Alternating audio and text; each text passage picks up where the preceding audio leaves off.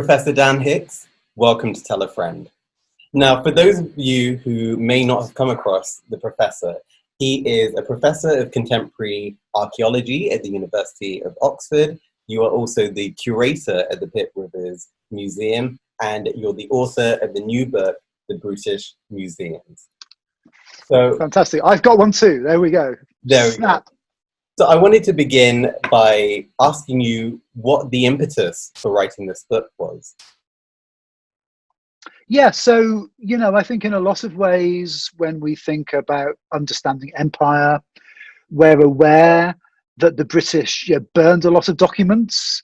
A lot of these histories are unwritten histories. And, there's a long tradition in archaeology and to some degree anthropology of using, fragments, assembling, material remains to tell stories which are not otherwise told.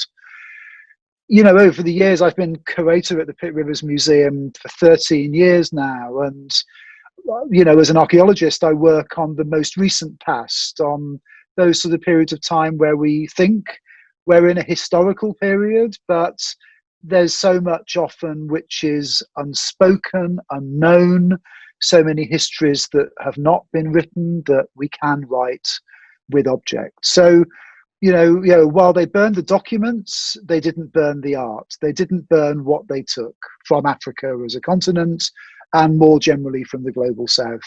So the book's point of departure really is that a big part, well, it begins with an idea that I call Euro pessimism, the idea that actually maybe the primary meaning of African objects in Western art museums or world culture museums is, the history of the colonial sort of processes via which they were taken. And until those objects which are requested to be returned are returned, that's all they'll be. In order to really allow us to understand the significance, the beauty and aesthetics of these, sacred and royal objects, we need to see their return. So, yeah, that's the point of departure. Understanding empire from a British point of view, restituting art from a Nigerian and arguably a more generally African, perspective, because it isn't only about Benin.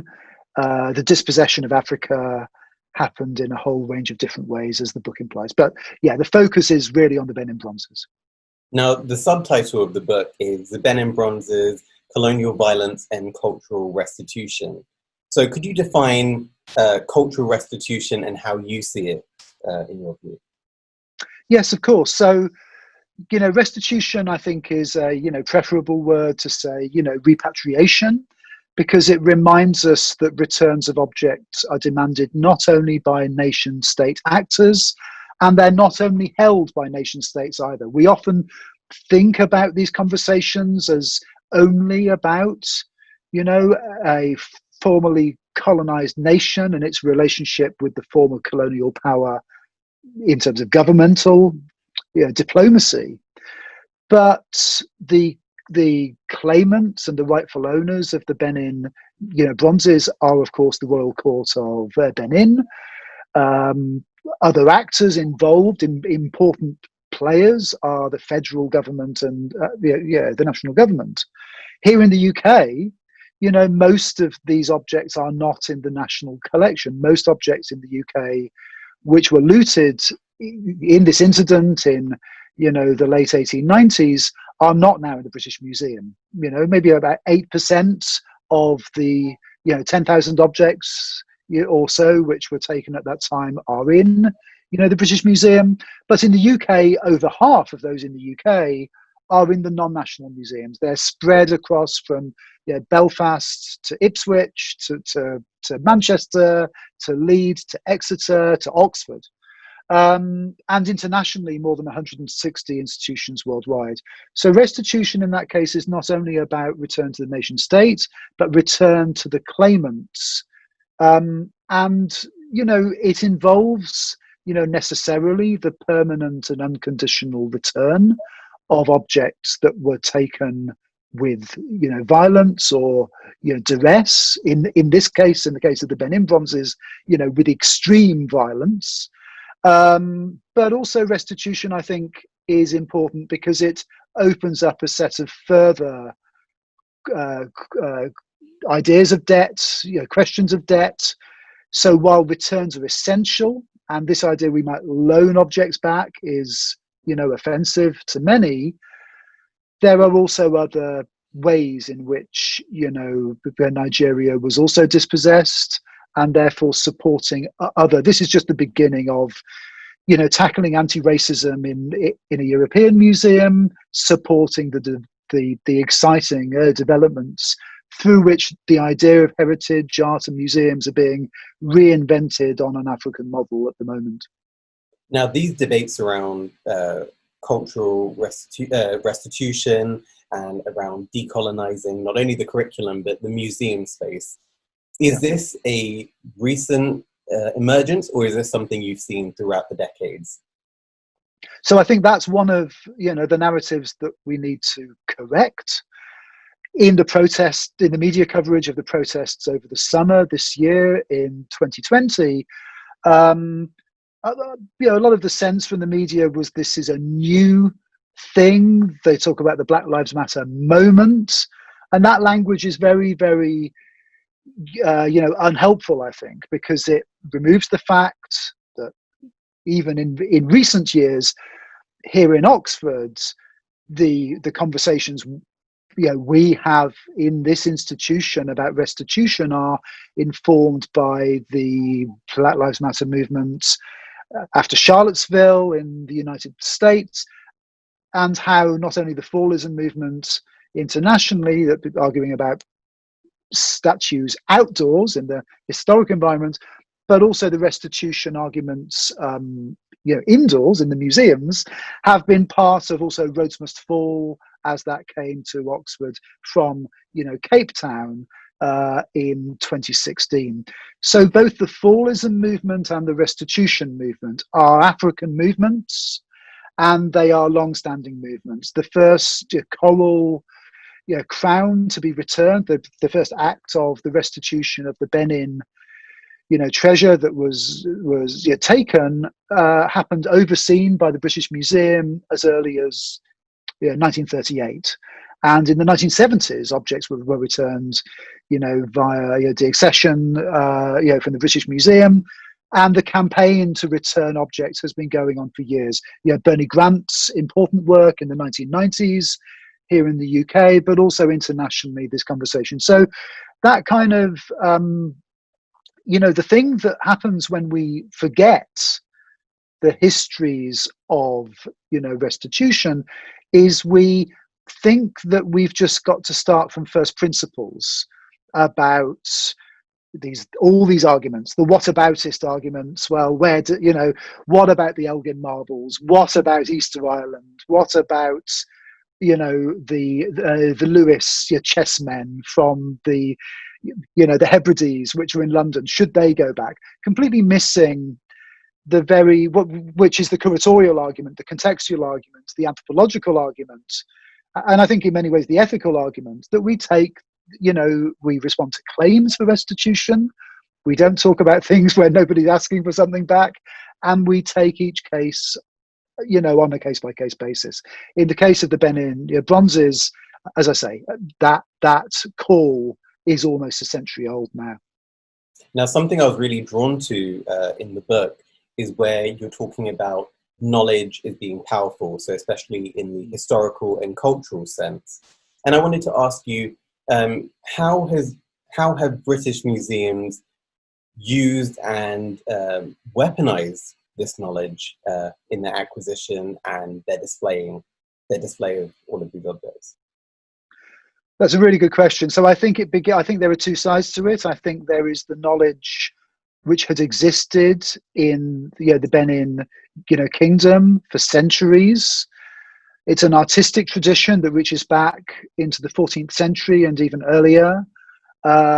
West African civilizations, West African urban entities, kingdoms, within which the knowledge, the sacred knowledge, the knowledge of the ancestors, the way in which the bronze heads and the carved ivory tusks were not just, representative of the ancestors of the Obas, the kings of Benin, but also were constituting those ancestors. They are the physical presence as a part of a whole set of, ritual knowledge, traditional religion, which that act of, dispossession, the violent attack of 1897, was also an act of really desecration. So on the one side, there's the erasure of knowledge, the very self-interested British attack in order to destroy, essentially sovereignty and sovereignty's relationship to,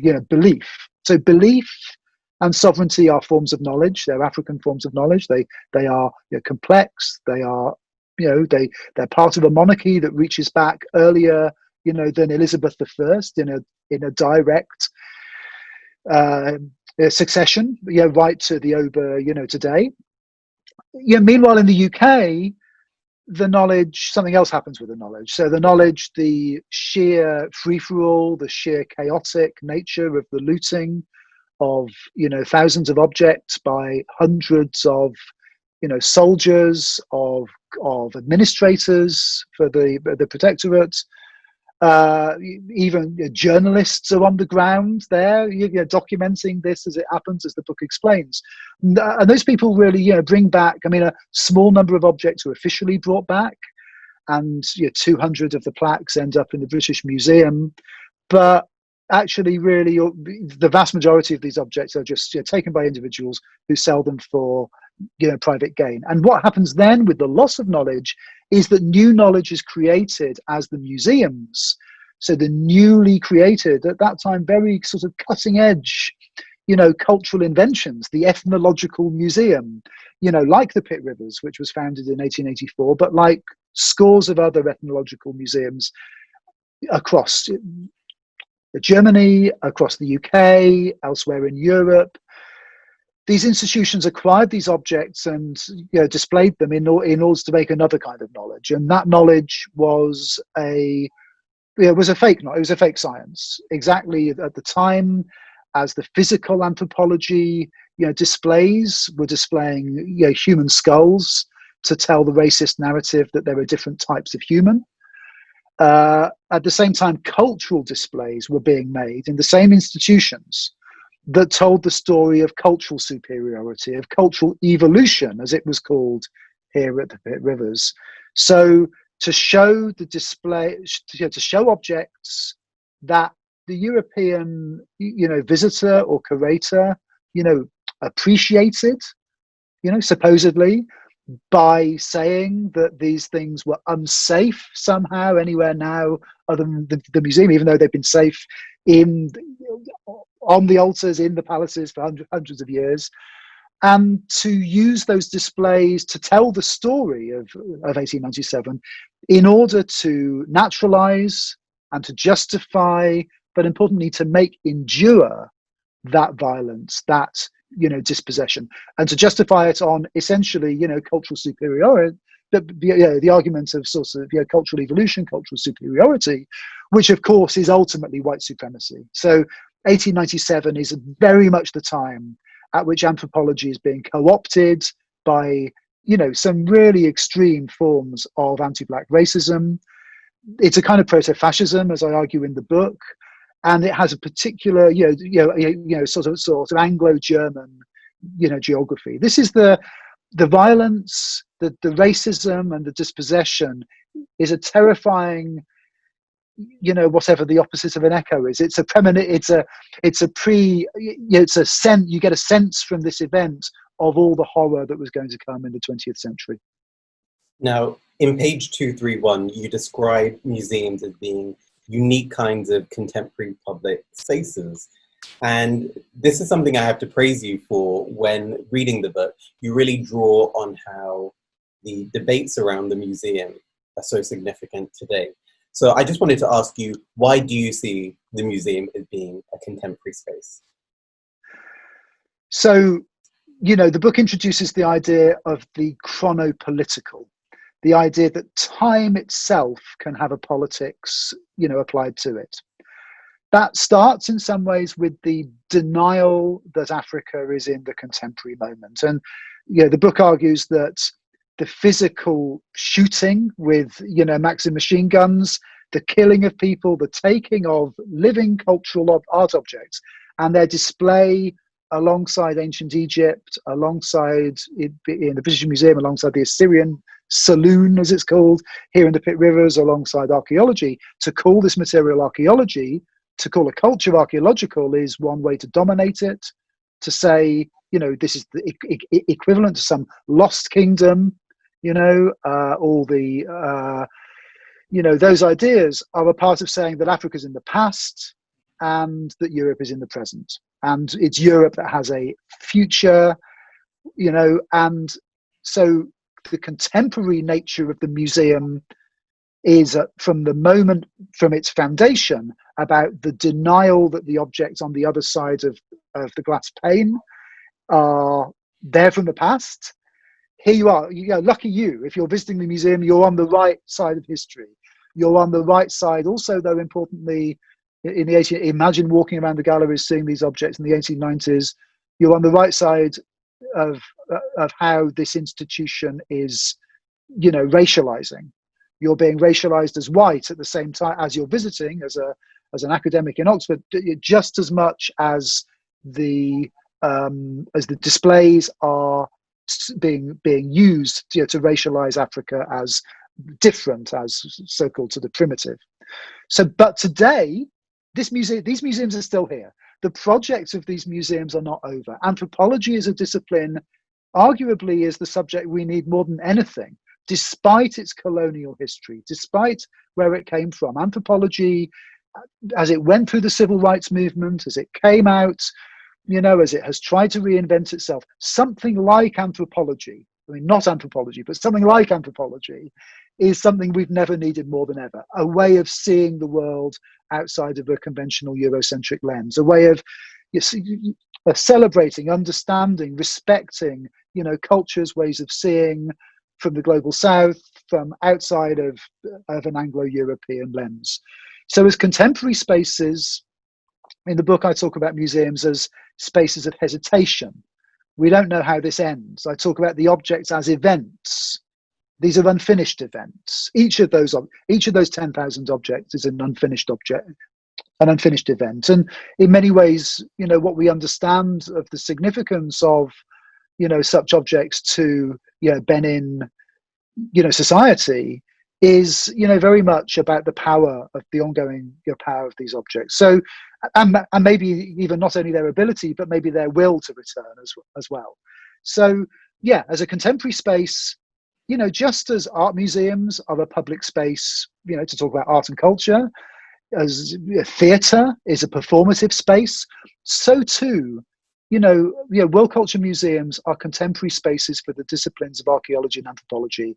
We therefore need to make them fit for the 21st century. And part of that, as with any institution that has a history of institutional racism, structural violence, an intimate relationship with dispossession, anti-blackness, there are many good things about these institutions, but we need to dismantle, to repurpose, and to reimagine. That isn't about just shuffling around the objects in the displays or rewriting the labels. That's about the physical intervention when there are stolen goods on display and there are people asking for them back, for us to begin not just the conversations, but some action-oriented conversations that lead to the transformation of these museums, the evolution of these museums, into the present. So they're fit for the 21st century. Now, if we move forward with this idea, we come across in the book the term necrography. I'm not sure if I'm saying that right, which you define as being the writing of death and loss. And you argue on page 153 that academics should decenter militaristic colonial knowledge and instead excavate cultural loss and look at artifacts as part of an unfinished event. And I wanted to ask you, how do you see these plundered artifacts that are in Britain, in France, and all of these European countries but looking at Britain specifically in this instance, how do you see them affecting communities in the global south and those communities who have had their culture disheveled? Sure. So I mean, the idea of the necrographic, I don't know how to pronounce it either. I just made the word up, but necrography sounds good to me.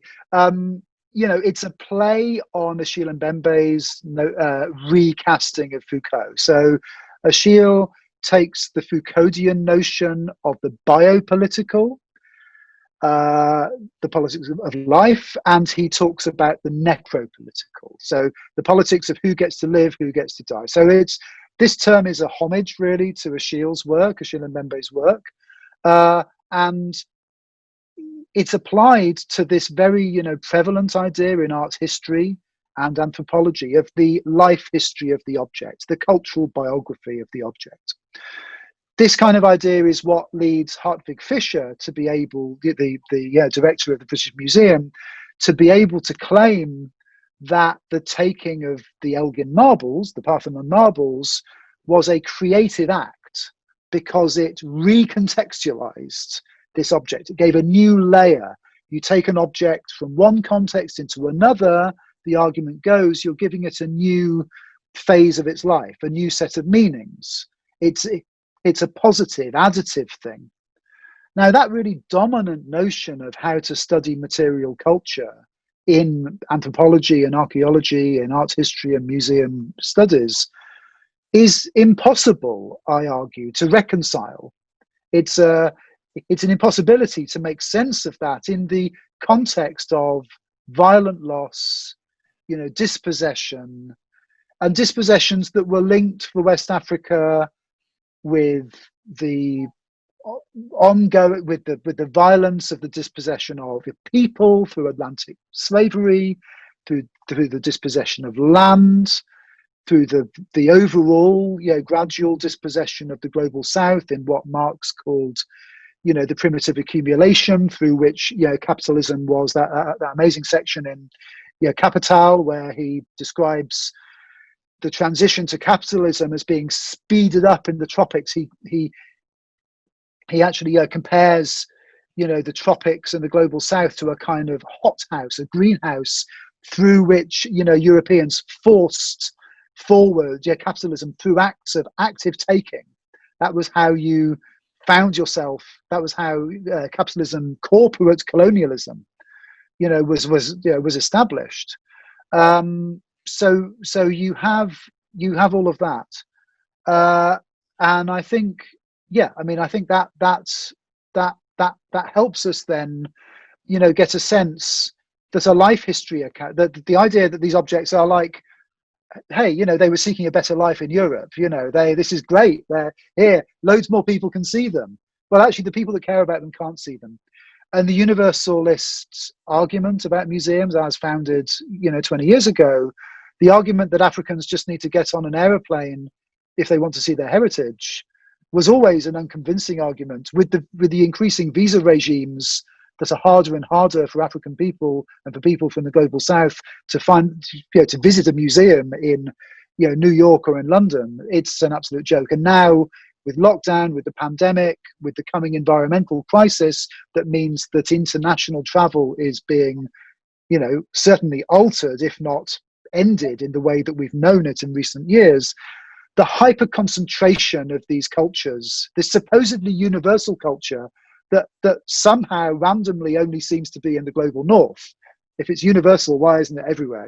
So they're the arguments from I think from the feelings. I don't want to speak for Nigerians, but I think the feelings from many people in other states are that to see objects that they value, that they care for, that are significant, and as I've said, in terms of sovereignty and belief, in terms of heritage, then of course the physical location of them, and also to inspire creativity, to inspire writing and filmmaking and all these other parts that go with cultural identity, which is why we in this country, in the UK, care so much about our heritage, about the physical, about our built environment, about everything that's here. But the dispossession of others really, I think, has no place in that. Now, do you see this lost or stolen culture is contributing to Africa's so-called underdevelopment? Because I was speaking to someone the other day who was saying that in the case of Africa, when you look at African politics, African society, they've really built on Western structures. So do you see a correlation between the two, a correlation between African society today and the plunders that went on in the 1890s? Well, I think absolutely. I mean, one thing I've learned in writing this book is that art, who knew that art was so important in world history? Lots of people who want to fight racism in museums, who want to be, to ensure that museums are everything that they could be in Europe, might say, well, actually, restitution's some like sideshow.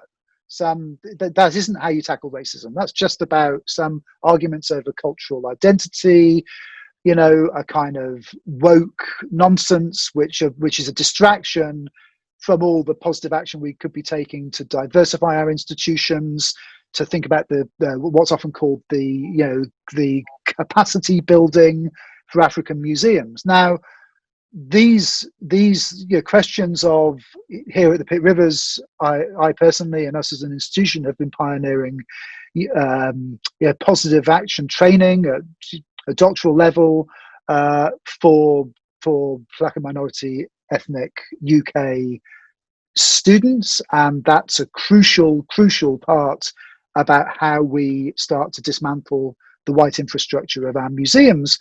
But from an African perspective, the answer is not simply to take the European model of a museum and to say that's what is needed in every city in Africa, and until we have that, we can't talk about restitution. Because we're learning there are many African museum innovators, from Cape Town to Dakar to Nairobi to Cairo, across the continent. The idea of a museum is being reinvented. The museum as a process rather than an endpoint. The museum that favors humans above objects. The museum that in some cases objects will not return to a museum. They will return to personal collections, to sovereign collections. In some cases, these objects should not be on display because they are, sensitive. They are culturally, sensitive. They're not to be seen other than by certain people. In the case of human remains, we would never consider, saying if we return a skull that it should be on display in the other location. And yet, in many ways, cultural objects as much constitute ancestors as actually human remains. That divide that a Western museum curator would make in between human remains and cultural objects is, for some communities, far more complex. So for all of those reasons, really our job, I think, is to foreground, to amplify African voices. But the curators like me in Europe also have a job here. We have to, which is what this book tries to do. We have to be honest about what we have. We have to be honest that we don't know much about what we have, and we need to excavate our archives to know that and share that knowledge, but share it with a view then to hearing the views of African colleagues, of the source communities, and of being open to their return. Now, do you see this responsibility to be engaging in these debates and to be sending back some of these artifacts? Do you see that as a responsibility of the curator and the museum, or do you think responsibility, lies further up in the chain? So I'd say, giving back rather than sending back. I think some of this language is incredibly important. This is about responding to requests, but also sharing knowledge. So requests, or indeed in some case, demands, when it's been asked for 100 years, are made. But yeah, I mean, the decision making in each of these institutions will be different. In the national museums, the law was changed in the case of Holocaust spoliation and in the case of human remains. And so for some of the national museums, the restitution of African cultural objects would also require a further change in the law. as has happened. But, when people were debating Holocaust spoliation in the 1980s, people used to make the same arguments that, you'll never be able to tell where something is from, the provenance histories are too complex. Even, the ridiculous argument that we would interest ourselves in what happens to this artwork once it's returned. What if someone sells the painting? Well, that's none of our business if this object was stolen. The same goes, I would argue, in terms of process. I mean, these are very different historical events and situations we're talking about. But in terms of museum process, we have a model. Restitution is actually, business as usual. It's part of the curatorial work that goes on already and is long established for a generation or more. And what we know from that is that what guides those actions are institutional processes. In the non-national museums, local councillors, museum trustees are the deciding, body, and of course overseen by guidance from Arts Council England, from, the Charity Commission. But again, in the UK nations, things are different in Wales and Scotland and, Northern Ireland. But also the communities in which those museums sit are different as well. So one of the very interesting things that I think we're beginning to see is a conversation about the African art in, Bristol Museum, because of the nature of the city of Bristol, because of the presence of African and Afro-Caribbean communities over the years in the city. That conversation is absolutely rightly because of, again, the different history of the objects in the museum. The objects and the people come together and a certain local conversation develops and reaches out then, to African communities. A different conversation happens in, say, Leeds or Edinburgh or Oxford or Cambridge. I think our national museums, as they defined themselves, the universal museums, as they self-declared themselves to be in 2002, they imagine that their communities, their stakeholders, and their audiences are all just some random thing called the world, the universal. What our non-national museums have been doing very well for a long time now is they're genuinely part of the communities that they claim to represent. So the conversations I think we're going to see, and we all already are seeing, are about African and African diasporic communities coming together with a whole range of different non-state actors, whole range of different museums, and a really complicated and really, this is what truth and reconciliation for empire looks like, because the history was complex, but it's not so complex that nothing can be done. And I think we're seeing some great leadership, whether it's from Jesus College, Cambridge, and the return of their cockerel, which was simply a decision of the trustee body, of the governing body of the college, or whether we're seeing the conversations happening in non-national museums up and down the country. I think it's a very exciting time where the professional standards and processes are evolving. This isn't iconoclasm. This isn't activism by curators. This is a new sort of professional practice which is emerging, and it's really exciting to see. Now, for those of us who don't work in museums, who maybe are not in university spaces, how do we take part in this action? Do you suggest that people boycott museums, activism through, their pocket? Or do you recommend people continue in these debates? Where do you see this debate moving forward for the general public?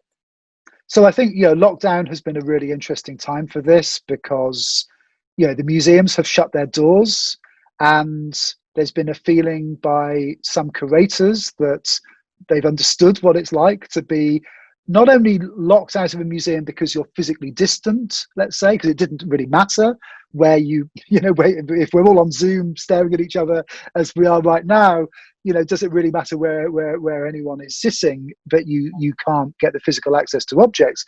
That's been an interesting moment for these, conversations to develop. But I think also what has happened is the human-centered ways of thinking about museums have really evolved. So what can communities do? Well, whether they're open or not, most of the museums we're talking about are free to enter. So there isn't an admission fee that's going to be lost or won by people going to museums or not. However, we have seen, protests at museums. So we have seen, I mean, here at the Pitt Rivers, the Roads Must Fall Oxford, campaign, had an event on our lawn over the summer. And that was, I think, a very, very, positive event. It was one that I spoke at, but also largely listened to. And I think, for communities to try to change and help evolve the institutions they love is just great. Compare that to, I think we could look at the protest that happened at the Museum of London, Docklands, where very sadly a man was, criminalized for making a protest in the galleries in, January, which was in sharp contrast with the official sanction of the removal of the statue of Milligan, the racist slave trader, from only about 100 yards away outside. So protests, whether it's at the Jeffrey Museum over the culture minister's intervention in trying to make that museum not move a statue from one part of the museum to another, which is, it seems to me, an attempt to invent, or part of a wider attempt to invent, a fake, culture war here. Let's remember the culture war is being invented to try to push back on the significant ongoing, progress that's been made in the Black Lives Matter protests. So what should communities do? Absolutely, if there is something they care about, they come together in the usual way. But if they're protesting, then actually the museums are getting something wrong. So let's, if they're public spaces, they need to be democratic spaces. They need to think about the museums need to think about their audiences as stakeholders, as equal partners. I'm a great advocate of the evolution of the old model of curator, the kind of Neil McGregor with a history of the world in 100 objects, one of which was a Benin Bronze, which Neil, a generation ago, chose to simply tell the story illustrated by this object with the same old white male, not English but Scottish in his case, but voice, which was just the same old history. Instead, now it isn't curating, it's curation, by which I mean it is a co-curation. It's curation. We make these decisions with our ears open, and therefore communities have got to be part of that, and the stories we tell have got to be accountable. This is fundamentally, for me, this is really about the way in which museums are going to retain public support. It's a different kind of authority that is not an old kind of authority that comes from the curatorial expertise, but about a sharing of that knowledge, and about legitimacy. To retain social legitimacy, we have to be a genuine part of the communities that we claim to serve. Now, when you wrote this book, were you afraid of the pushback you might get? Because I'm here thinking, a professor, curator at the Pitt Rivers Museum in Oxford, I wouldn't necessarily expect you to be speaking out so vocally about this issue. So were you afraid when you wrote this book? This isn't a moment for white fragility, right? So some people have privilege, and some people have platform. To use that privilege and platform to do nothing and say nothing is to do something. I'm very inspired by Michel Rolfe Truelot, the visionary Haitian anthropologist, who in his book Silencing the Past uses this formulation where he says, he makes a distinction between mentions and silences. And he says that a silence is as much an act as a mention. So we say something, we don't say something. We're still doing something. He says that to silence the past is like silencing a gun. And those lines from Truelot were in my mind as I was involved in the Benin dialogue group over 13 years as the curator here in Oxford, with these objects as part of what I am responsible for. Ultimately, my job is to understand the objects that are currently in the care of the Pitt Rivers Museum, and to understand the value that they have for people today, and for which bit to listen to that value. So this book is an exercise in doing my job.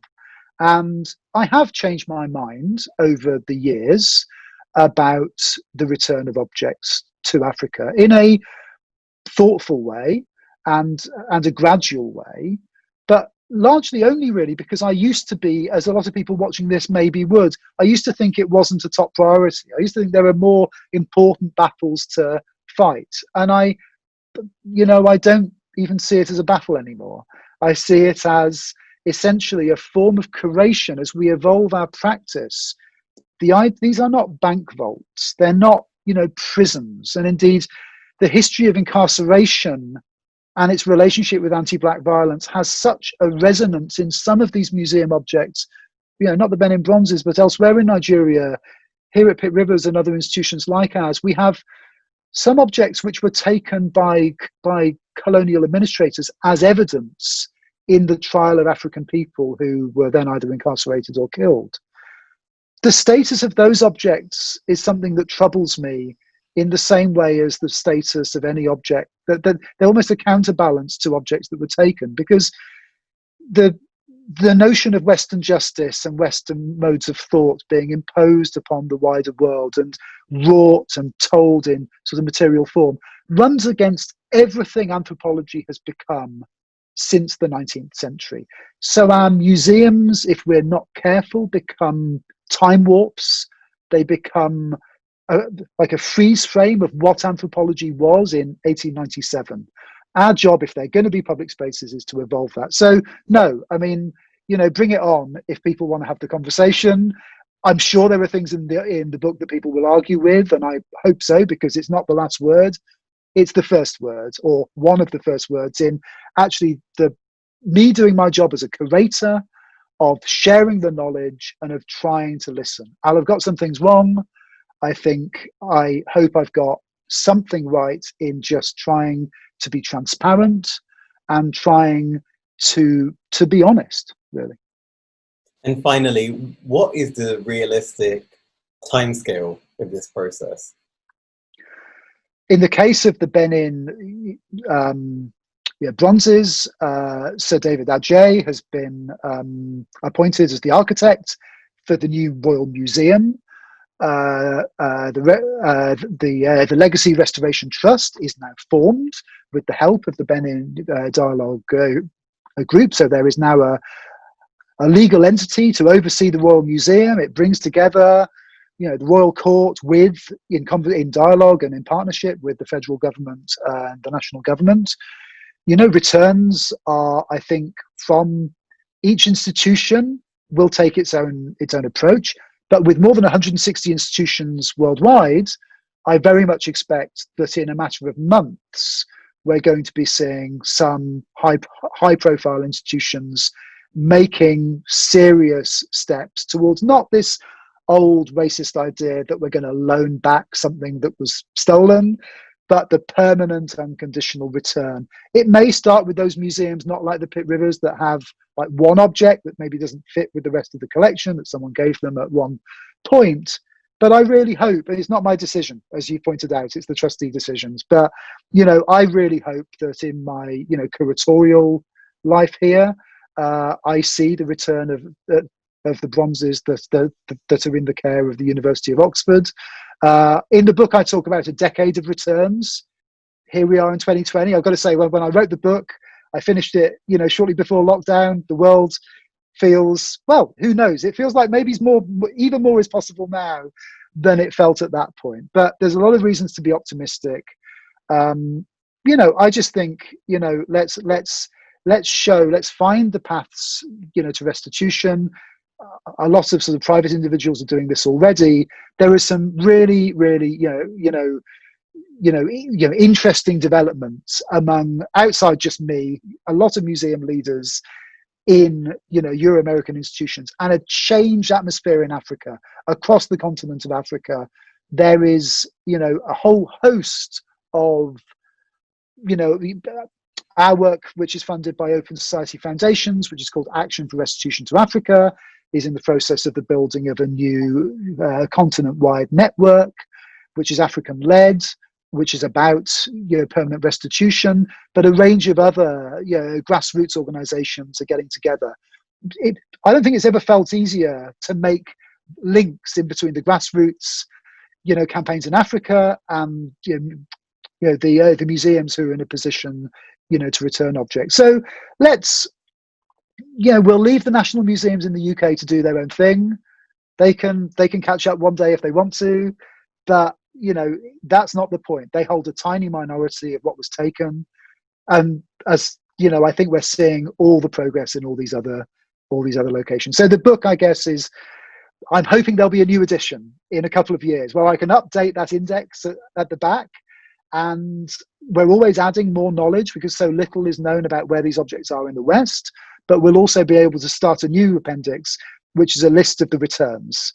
And let's see, one by one, each of those objects as it returns will be an incredibly important, event for the Benin Kingdom, for Nigerian people, for the cause of African restitution, but also for European museums, which are now spaces, they're sites of conscience, they're spaces where we can involve ourselves, as other European nations are doing, in a new reckoning with the legacies of empire.